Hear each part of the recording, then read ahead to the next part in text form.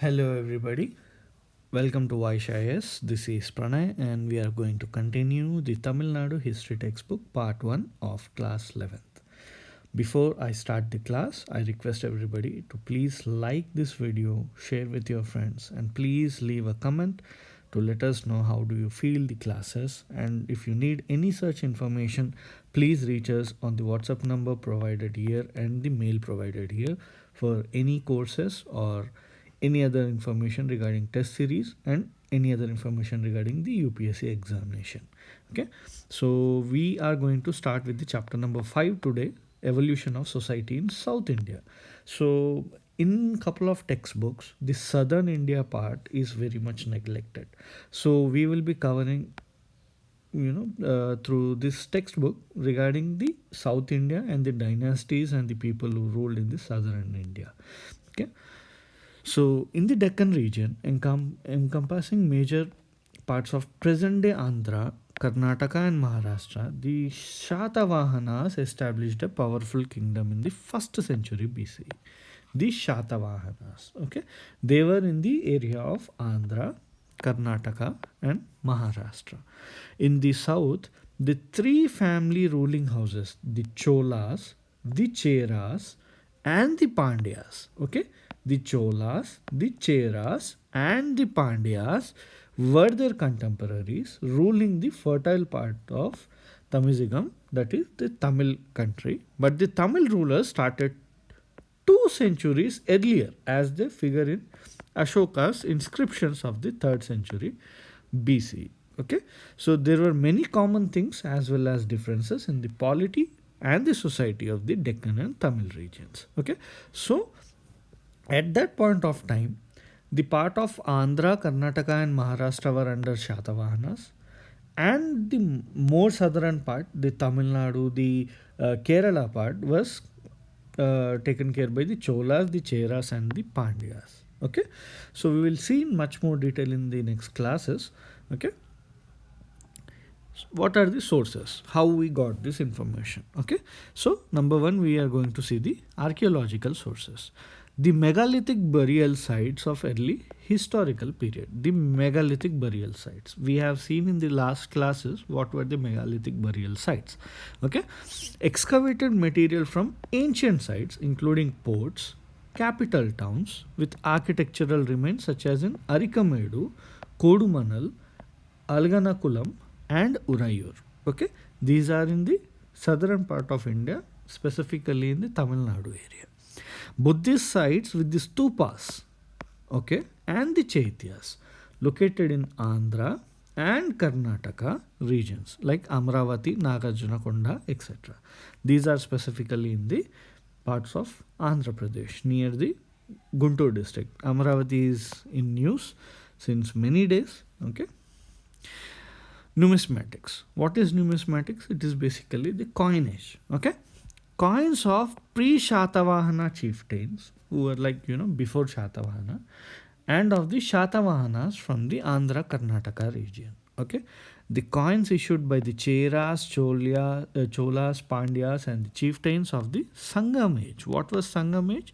Okay, you will get to know in the next classes. Okay, Roman copper, silver and gold coins. Okay, so there were pre-Shatavahana coins as well as Shatavahana coins in the Andhra and Karnataka region, and the coins issued by the Cheras, Cholas, Pandyas. Okay, and couple of Roman coins also of copper, silver and gold coins. Okay, this is one of the Shatavahana coin and this is one of the Chola coins. Okay, epigraphic, the inscriptions. Okay, the Ashokan inscriptions written in Prakrit found in the Andhra Karnataka regions.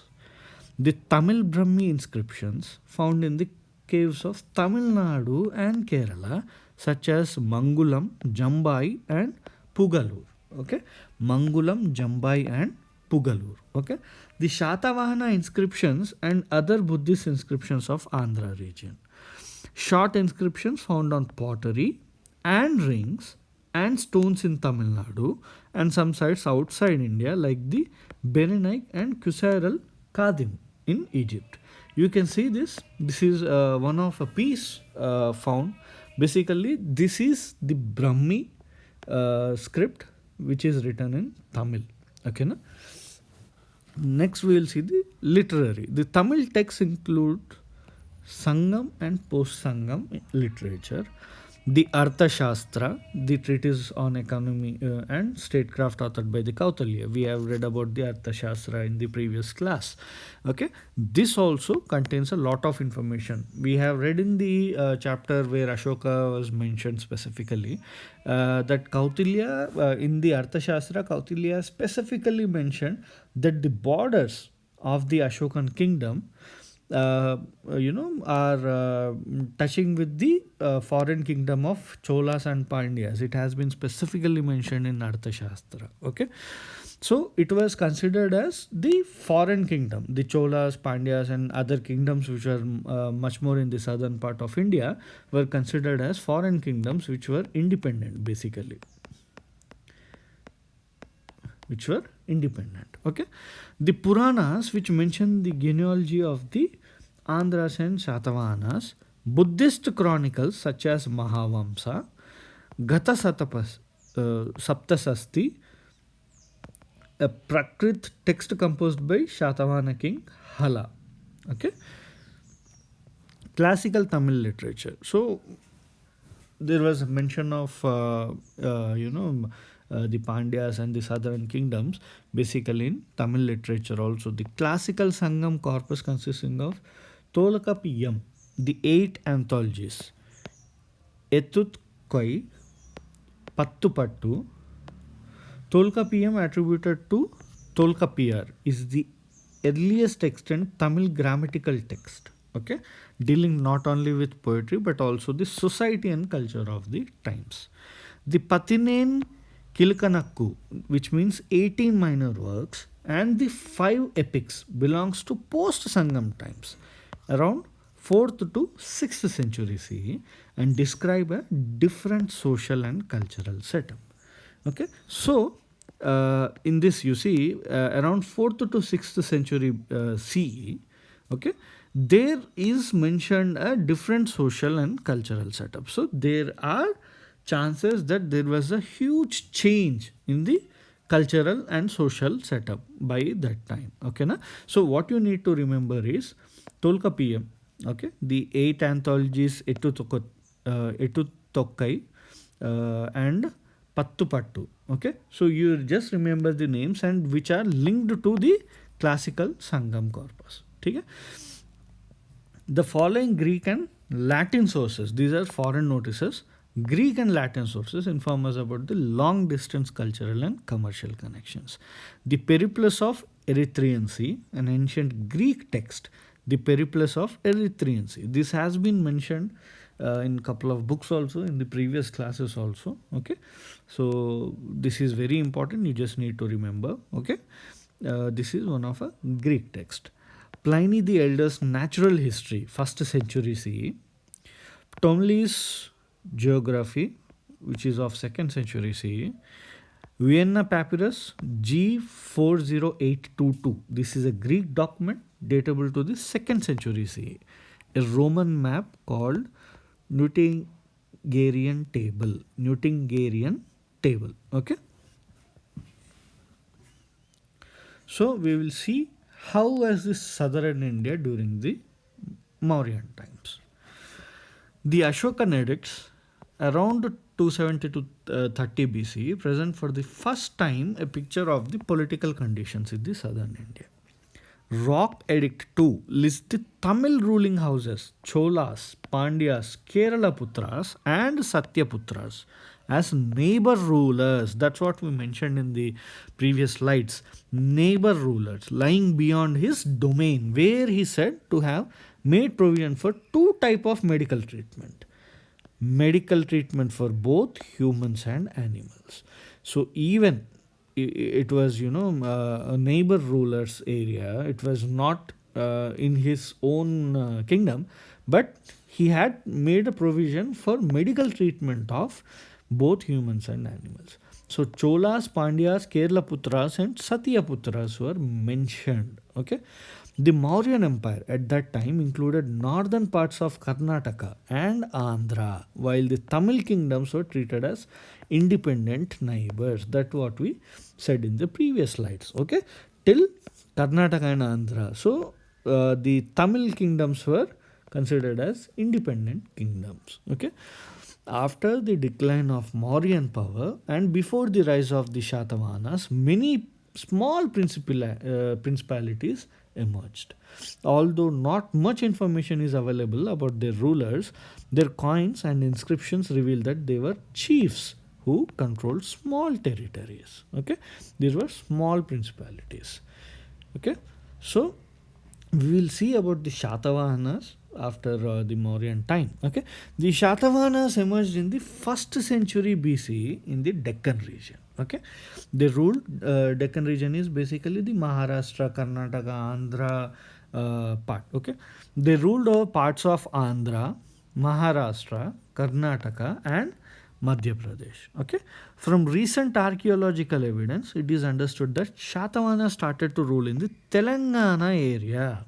Okay, and then moved to Maharashtra to rule in the Godavari basin with Pratishtan, Paithan in Maharashtra as their capital. Okay, Pratishtan or Paithan in Maharashtra is their capital, which is very important point. They started to rule in the Telangana area. Okay, later they moved eastwards to control coastal Andhra also. Okay, the work of Pliny talks about 30 walled towns, a large army, cavalry, and elephant force in the Andhra country. Okay, so you can estimate 30 walled towns, fortified towns. So you need to understand the extent they had at that point of time. Okay, Gautami Putra Shatakarni was the greatest of the Shatavahana kings. You need to see Gautami Putra Shatakarni means Shatakarni who is the son of Gautami. Okay, so what does it mean? These people used to have their mother's name in their name. Okay, this is one of the most interesting thing and very important also in the UPSC examination. Okay, you just go through who are the kings and how they used to put their names. Okay, he defeated the Shaka ruler Mahapana and reissued the coins of Nahapana with his own royal insignia. Okay, at that point of time, more or less, these coins were punched mark coins. Okay, so once those coins were the previous king's coins were again punched with their own setup. Okay, the inscription of his mother Gautami Balashri at Nashik mentions him as the conqueror of the Shakas, Pahalavas, and Yavanas. Okay, he is also said to have performed the prestigious Vedic Ashwamedha sacrifice. The Ashwamedha sacrifice, which we read in the Vedic culture classes, they used to leave a horse and whoever stops it they have to fight with the king. Okay, that kind of prestigious Vedic ceremonies were also done. Okay, Vashishtaputra Pulumavi, Vashishtaputra Pulumavi, the successor of Gautamiputra Shatakarni, expanded the frontiers of the Shatavahana Empire. The coins issued by him are found scattered in many parts of South India. Okay. Next, Yagnashri Shatakarni was another famous ruler who issued coins with a ship motif. Okay, there was a ship motif. You need to remember this very important thing. The ship motif coins were given by the Yagnashri Shatakarni, indicating the importance of overseas trade during his reign. Okay, this is one of the coin issued by Vashishtaputra Pulumavi, okay, who was the successor of Gautamiputra Shatakarni. These were found in many parts of the southern India, okay, and ship motif coins were given by Yagneshri Shatakarni. Okay, remember these two things. King Hala is credited with the writing of Gatha Satyasai, a collection of 700 love poems. Okay, 700 love poems. Okay, so King Hala is credited with the writing of Gatha Satyasai. You need to remember this, which has around 700 love poems. Written in Maharashtri Prakrit, dialect. It has themes similar to those found in Tamil Sangam poetry. Okay, the Shatavana Empire declined around 3rd century CE and was replaced by Ikshvakus, followed by the Pallavas in Andhra and Kadambas in northern Karnataka. Okay, so what was the importance of Shatavana period? What were the consequences? Okay, offering land grants was important development of Shatavana times. Land grants. Okay, the beneficiaries of these grants were mostly Buddhists and Brahmins. The Naneghat inscription refers to tax exemptions given to the lands granted to Buddhist monks. Okay, thus we notice the beginning of priestly groups attaining higher status at the time of the Shatavanas. Okay, these land donations created a group of people who did not cultivate but owned the land. This led to the development of land based social hierarchy and divisions in the society. So, this is one of the very important point. Okay, for the first time, a big state covering a major part of the Deccan was established. Okay, several rock caves dedicated to Buddha Sangha bear evidence that they were situated in the trade routes linking in the interior of the coastal parts of Konkan region. It was also a period of brisk Indo-Roman trade.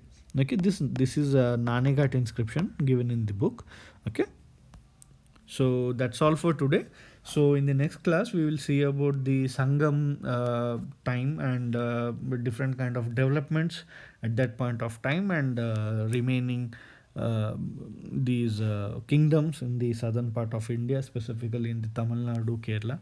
And that's all for today, and I hope you like the class. So please like this video, please share it with your friends, and please give a comment, leave a comment in the comment section. Let us know how you felt the class, and please subscribe if you are new to this channel, and I hope you have a great day.